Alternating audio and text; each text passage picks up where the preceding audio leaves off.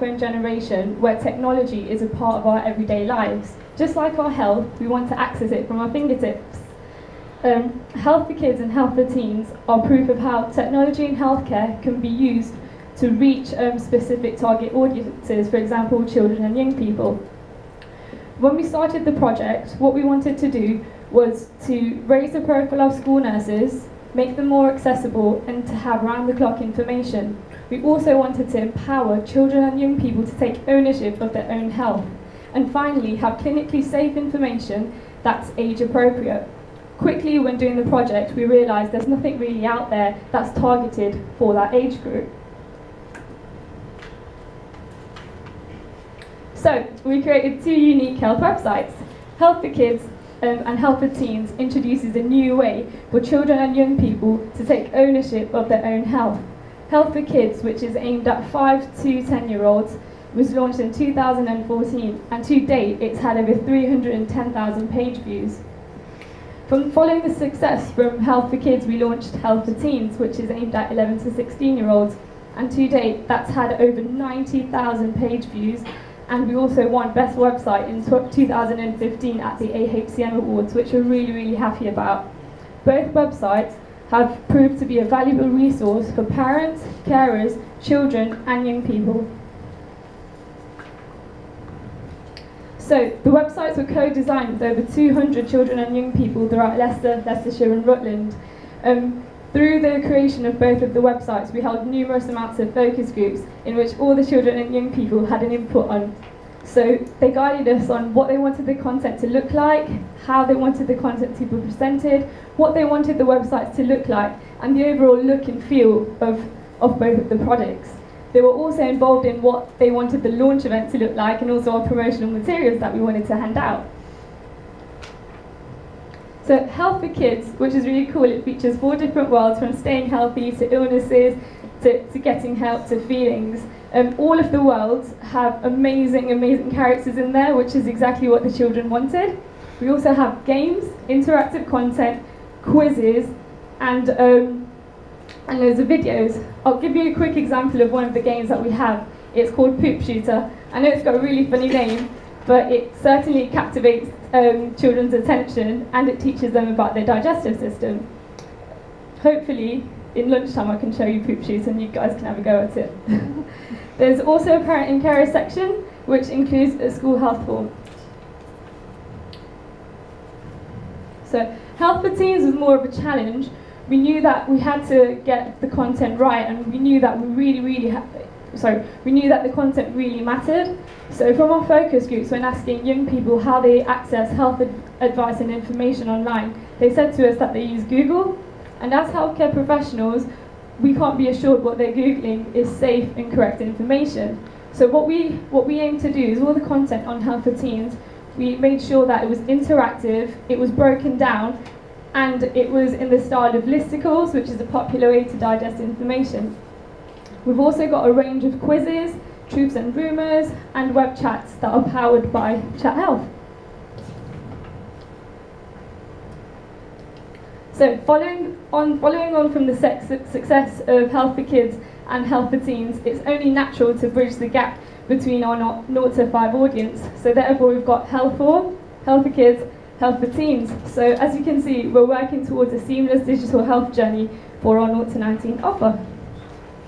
Right, so to kickstart this, we held a focus group, and we asked parents, carers and grandparents what they found difficult when trying to access reliable, trustworthy health advice. What do you think they told us? Hands up, anyone? No? Let's tell you what they told us then. So they said they had difficulty accessing healthcare professionals. They said they ring us and we don't ring them back, they leave messages, it's really difficult to get hold of us. So that was a big thing, accessing healthcare professionals. That they got inaccurate and conflicting advice, that they spoke to one person and they told them to do this with their baby, and then they spoke to somebody else and they said, you don't want to do that, you want to do this. That was often friends and family, people ask. And they wanted the right information at the right time. Not 9 to 5 when your health visiting service runs. It's at 6 o'clock at night when that switch comes on that baby and they cry from 6 to 12 and you've got nobody there to say, I don't know what I'm doing. I don't know why this baby's crying. I need some help and advice and support, not just passing it to your partner when they walk in the door because you've had enough. So we had to look at those sort of things. They also confirmed that they used health visitors, GPs, online forums, as I said, family and friends, and Google and even Facebook to get their information. Now, we know that when you Google, you can get information from absolutely any source. So we want to make sure that what they're getting is the correct advice at the right time. So, as we know as health visitors, we give clients information. We go in at an antenatal visit and we give them a big wad of advice, and we give them leaflets and papers and what have you. And we think they read them. The surprise is they don't read them.